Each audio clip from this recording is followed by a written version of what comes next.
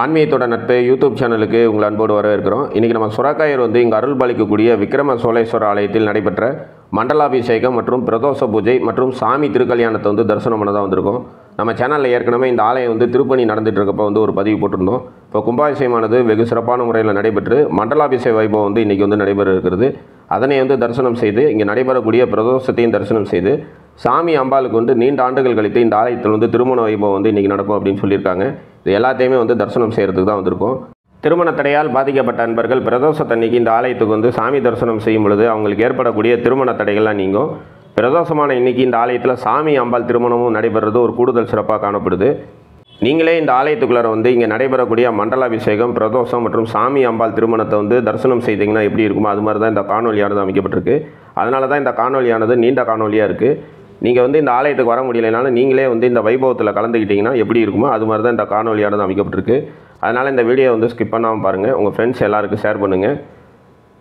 பிரதோஷ வேலையில் இந்த ஆலயத்தில் சாமி தரிசனம் பண்ணோம் அப்படின்னாலே திருமண தடை நீங்கும். அந்த திருமண தடை நீக்கக்கூடிய இந்த ஆலயத்தில் இன்றைக்கி நீண்ட ஆண்டுகளுக்கு பிறகு சாமி அம்பாலோட திருக்கல்யாணம் நடைபெற இருக்கிறது. வாங்க அது எல்லாத்தையுமே நம்ம தரிசனம் பண்ணலாம்.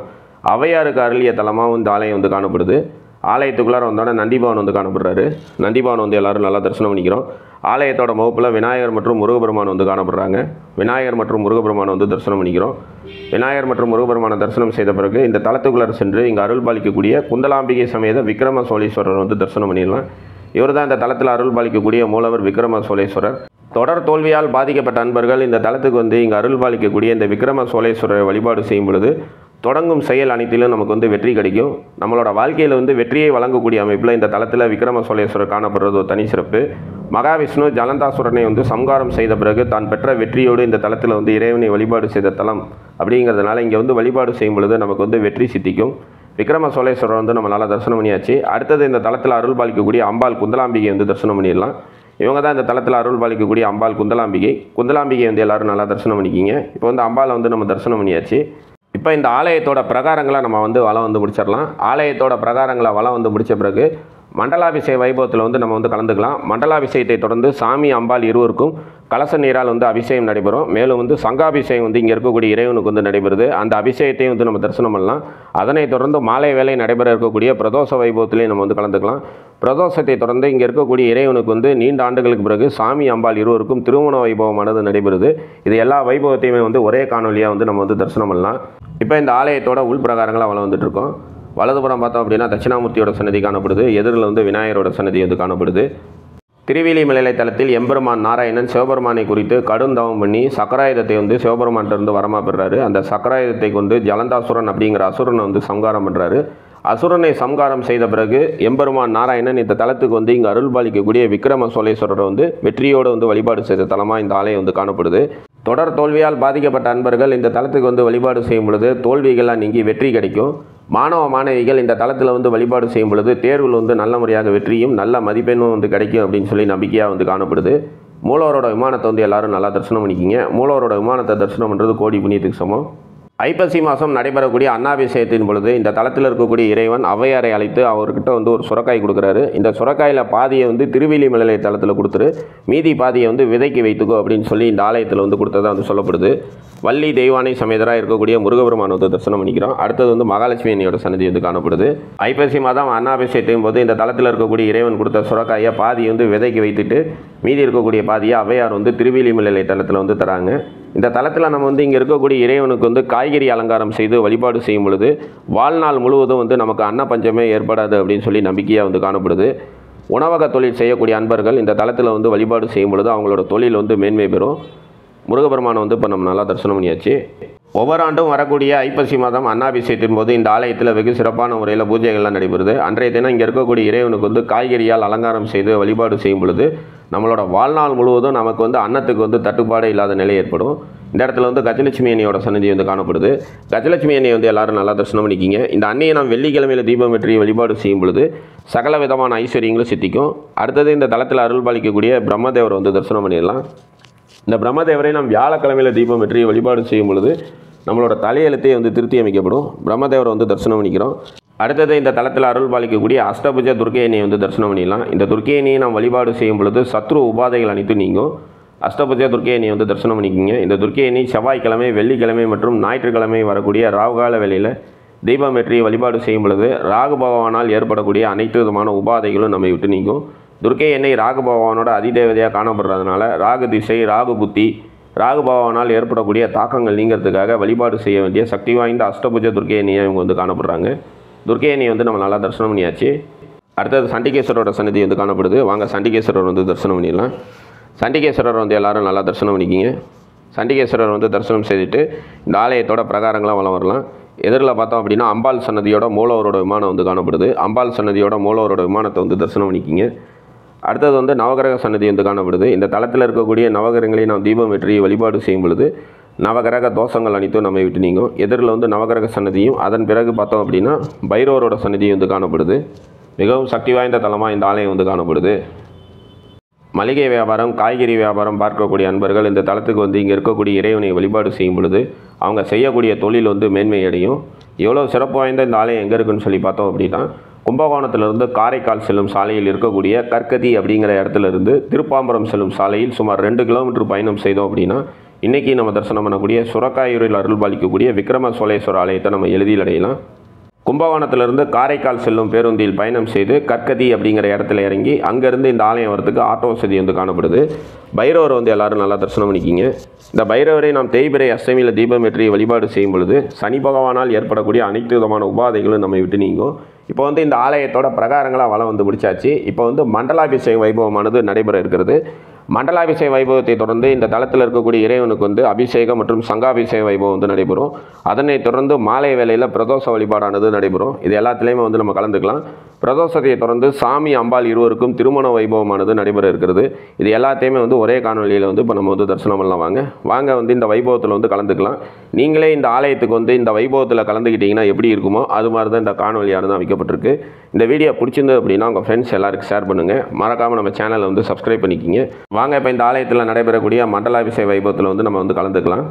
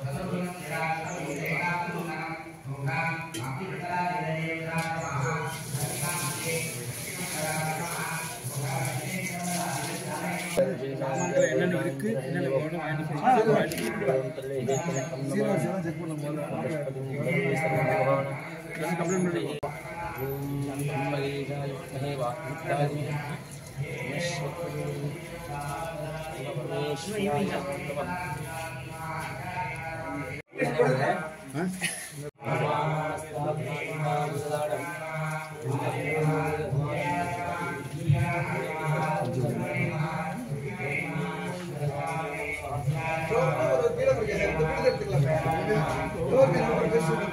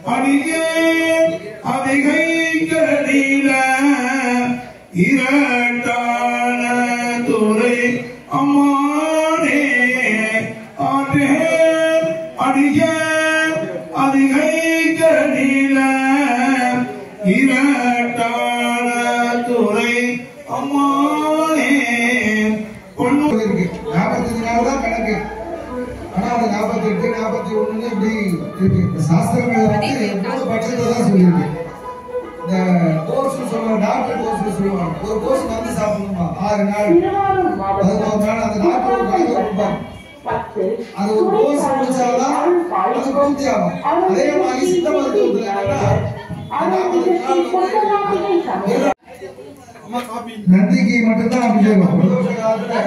நந்திக்கு அபிஷேகம் உண்டு. இன்றிலிருந்து எல்லா அபிஷேகமும் உண்டு நந்திக்கு. இந்த 48 நாள் நந்திக்கு வெறும் பால் மட்டும் தான் பண்ணிட்டு இருந்தோம். இன்றிலிருந்து எல்லா அபிஷேகம், இளநீ, பால், தயிர், எல்லாம் தேன் எல்லாம் உண்டு. அதே மாதிரி சாயந்தரம் இன்னைக்கு நந்திக்கு அபிஷேக ஆராதனைகள் மட்டும்தான், உள்பரப்பாடு இல்லை. ஏன்னா நமக்கு கல்யாணம் இருக்கு, சாயந்தரம் 6 மணிக்கு மேல திருக்கல்யாணம் இருக்கு. அதனால நந்திக்கு அபிஷேகம், தீபாராதனை, பிரசாதம் தான் அதோட முடிஞ்சிடும். சாயந்தரம் 6 மணிக்கு மேல இங்க சிவனுக்கும் பார்வதிக்கும் திருக்கல்யாணமானது நடைபெற இருக்கிறது.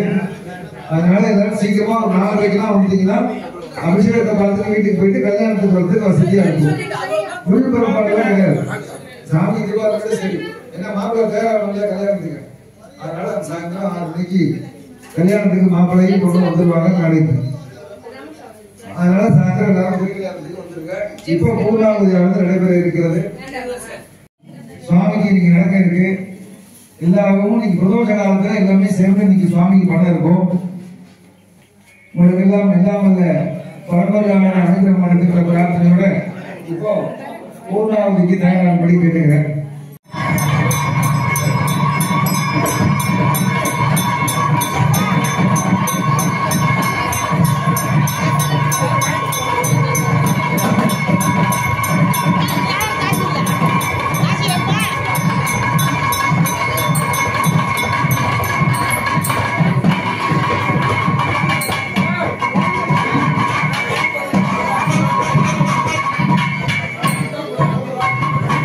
Oh,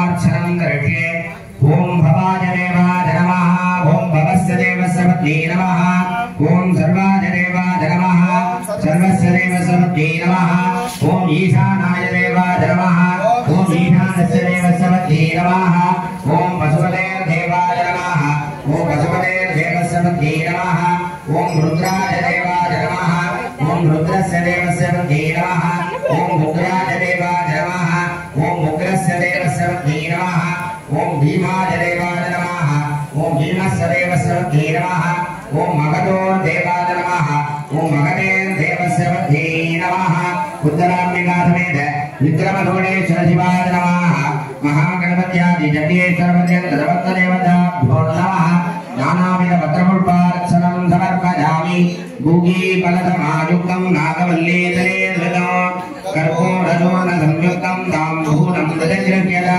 कदलीवृताम्बूलादिकं निर्वेदयामि ओम योगां पुष्पं वेद पुष्पवान् प्रजावान् वसुमान् भवति चन्द्रमा वा अपान् पुष्पवान् पुष्पवान् प्रजावान् वसुमान् भवति एवं वेद लोपामाजनं वेद आजनवान्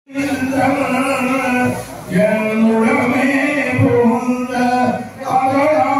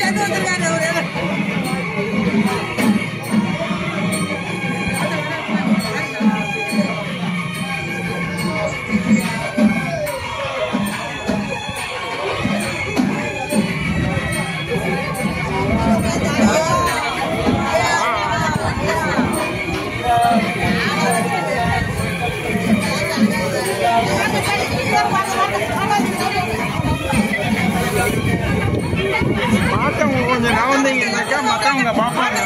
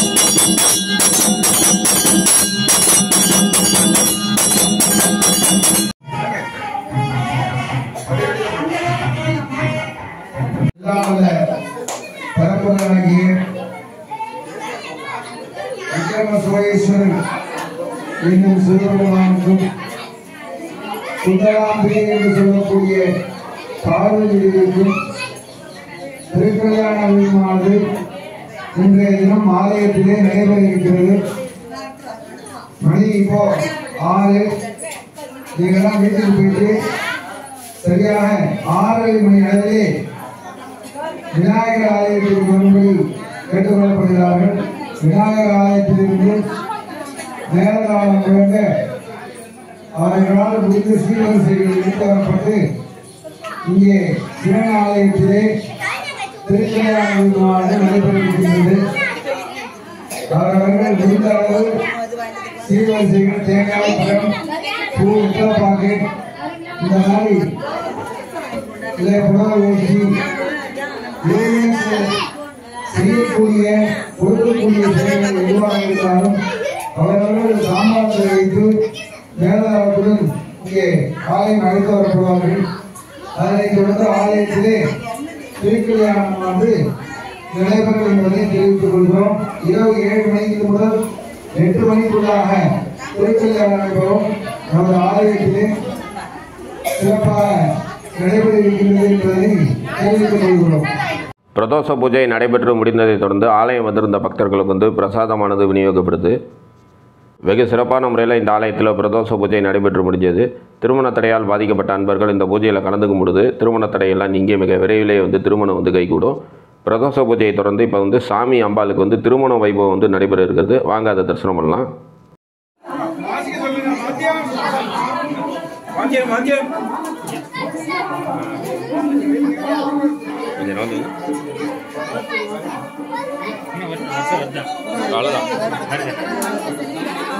இருக்கிறத முதல்ல எடுத்துருவாங்க.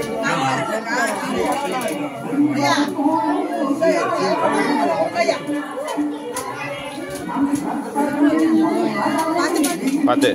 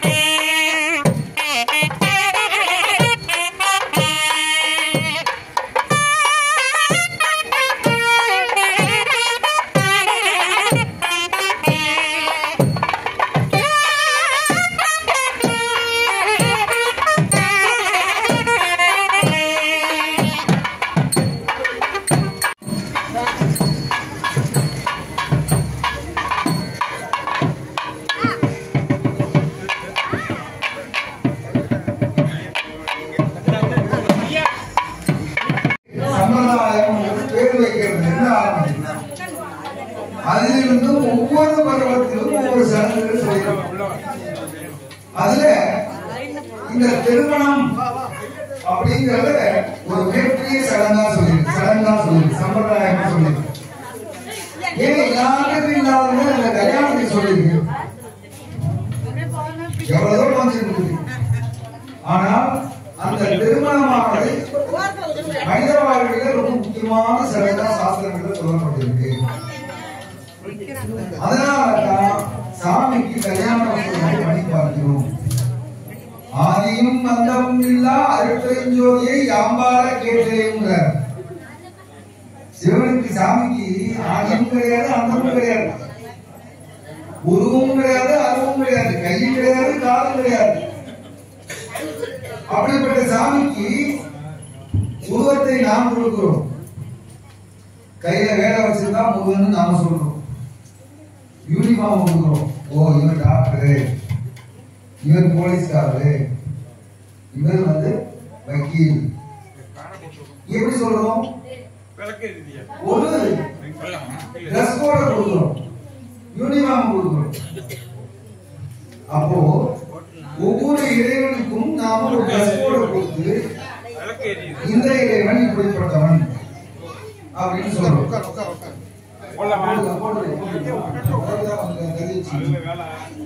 ஆபீஸுக்கு போறோம், இவரை பார்த்தா மேனேஜர் சொல்றோம், இவரை பார்த்தா அக்கௌண்டன்ட் சொல்றோம், இவரை பார்த்தா செக்யூரிட்டி சொல்றோம். ஆனா எல்லாரும் மனிதர்கள் இருக்காங்க, எல்லாரும் மனிதர்கள் இருக்காங்க. மனிதர்கள் இருக்காங்க.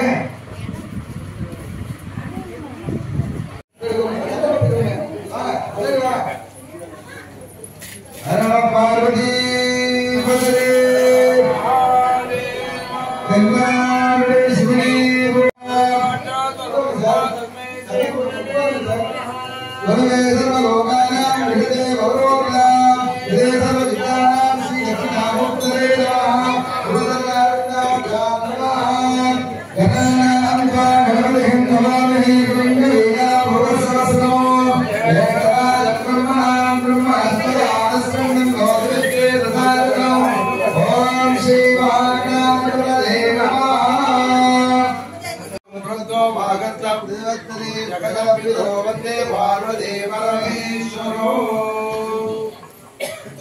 எல்லா சார்பாகவும் இந்த கல்யாணத்தை நடத்துறதுக்கு உங்கள்கிட்ட பர்மிஷன் வாங்கிக்கிறோம். தொட்டுவாங்க இருந்தது அதுதான் அப்ரூவல் தான். அதனால உங்கள்கிட்ட தொட்டு வாங்கியாச்சு. இனிமே கல்யாண நிகழ்ச்சிகள் தொடர்ந்து நடக்கும். நீங்களாம் இருக்கிற இடத்துல இருந்து பாருங்க, மனசை கொஞ்ச நேரம் சாமி கிட்ட வைங்க. எப்ப முடிப்பாரோ பேசிக்கிட்டே இருக்காரு வீட்டுக்கு போகணும்னு நினைக்காதீங்க. மொபைல் பார்க்காதீங்க. ஆமா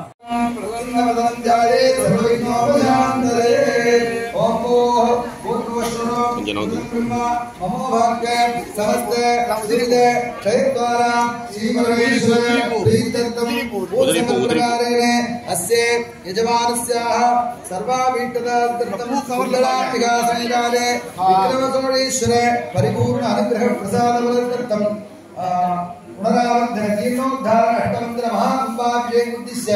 मंडलाभिषेक पूर्तिक काले सायंकाल विवाह भावनोत्सव काल महागणपति पूजा कर्मणात्मद्यकारे अभोवत्रिज्य सकलीकृत्य सामान्यान्फलेनाश्रयेण सम्प्रोक्ष्य ओम आदाधत्रे नमः ओम आनंदाय नमः ओम काम धर्मगंधाय नमः ओम ज्ञाननाराय नमः ओम वैराग्याय नमः ओम ऐश्वर्यगंधिकाय नमः ओम काम पद्माय नमः ओम काम गणपत्यासनाय नमः ओम काम गणपति मूर्तये नमः एकदंतं सदृगस्तं पाशं अंकुशधारिणो स्वयं वरदं वन्दे बिभ्राणं मोडिकध्वजः एकदन्ताय विद्महे वक्रतुण्डाय धीमहि तन्नो प्रचोदयात् कुम्भारमञ्जायामि आसायि दीपान्द्र आचमनीयं समापयामि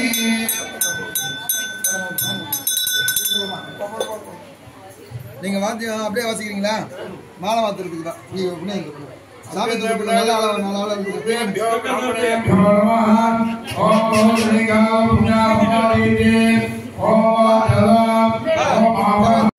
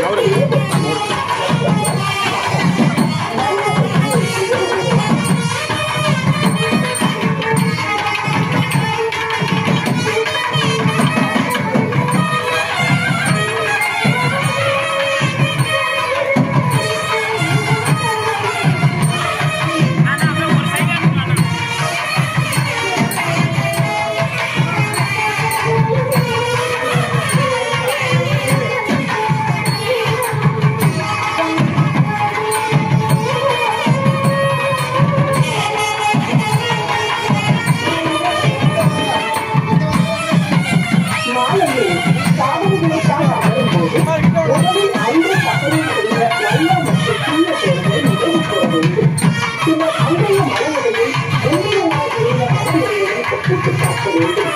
அதன் பின்னரே உலகம் தொடங்க வேண்டும். அன்னைக்கு சாரதாதேவி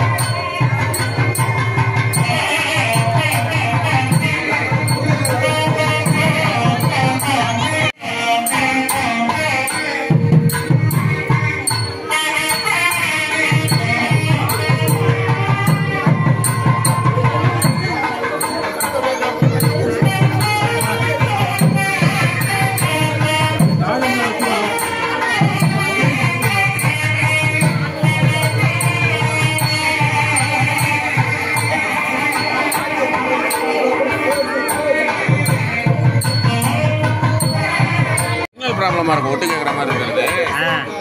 இல்லை அந்த இது எடுத்து இதாகுது.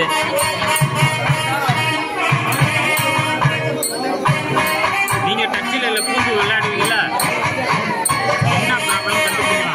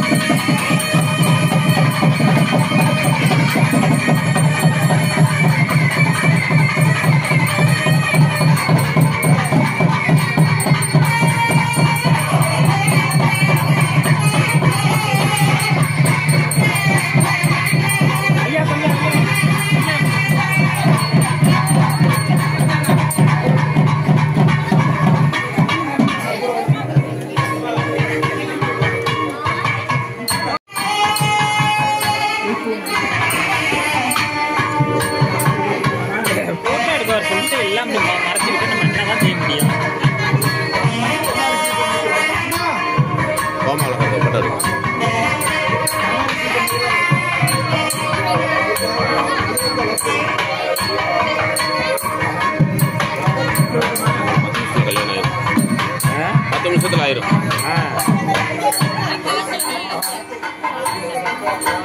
வந்தாச்சு, கல்யாணம் முடிகிற வரைக்கும் எடுத்துகிட்டு போயிடும். வந்தால் வெயிட் பண்ணி ஏன் அதை பாதிக்க விட்டு போவோம். கல்யாணம் முடிகிற வரைக்கும் எடுத்துட்டா நம்ம வந்த வேலை முடிஞ்சது.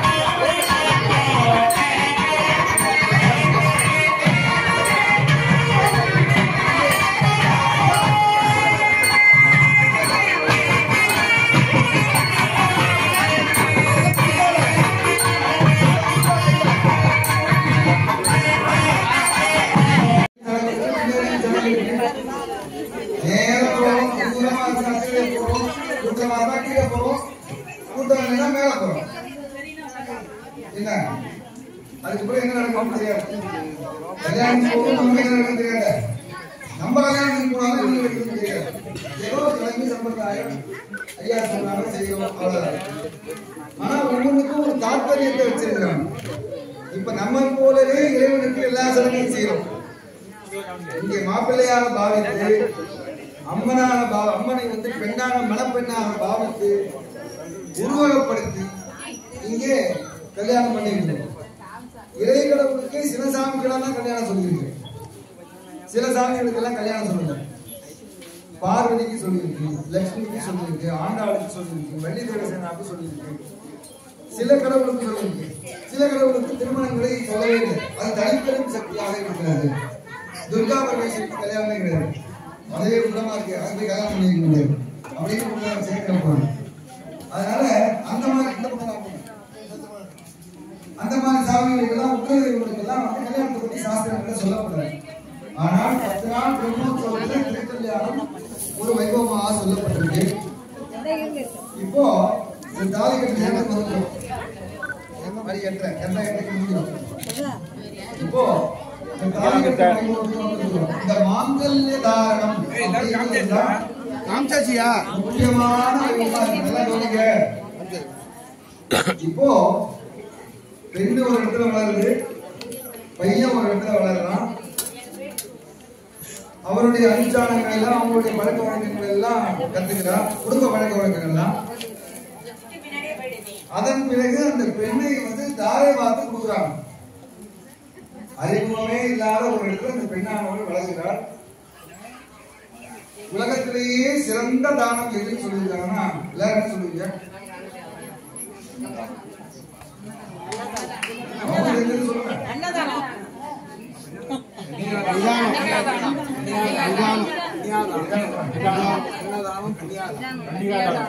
எல்லா தானத்தை விட கன்னிகாதானம் தான் ரொம்ப ரொம்ப சிறப்பு.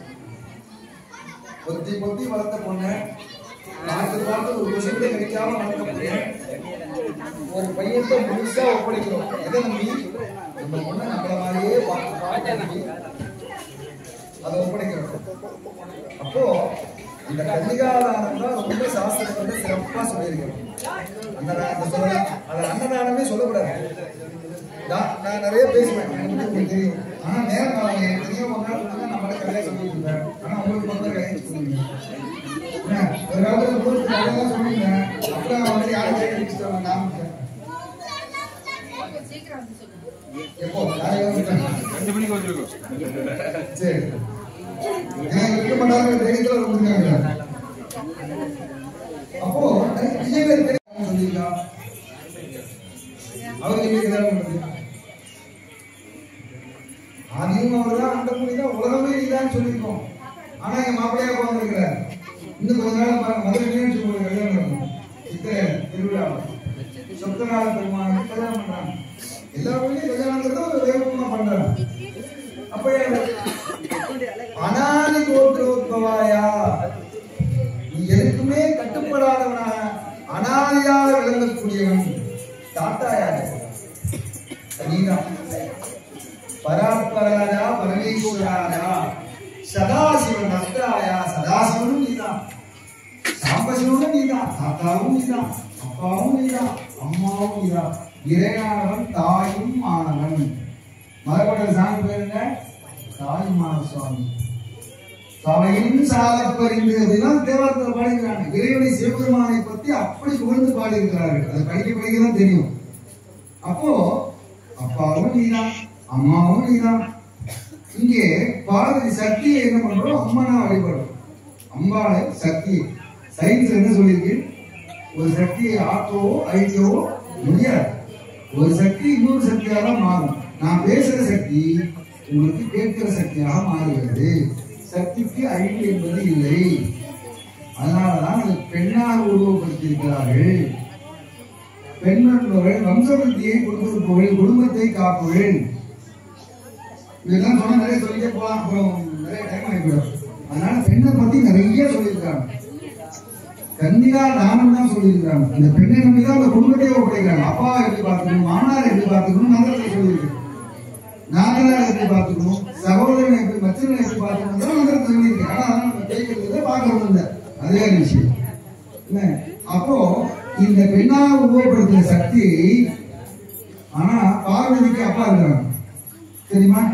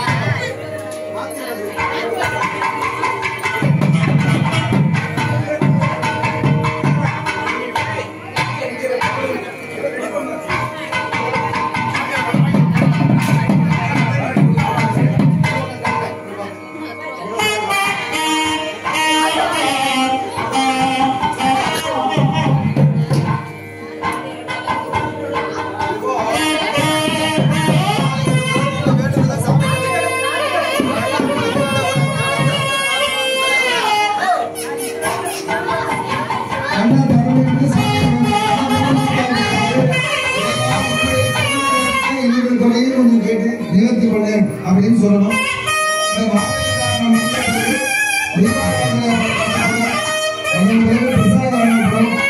ஆசீர்வாதம் கிடையாது, சாமி கல்யாணம்.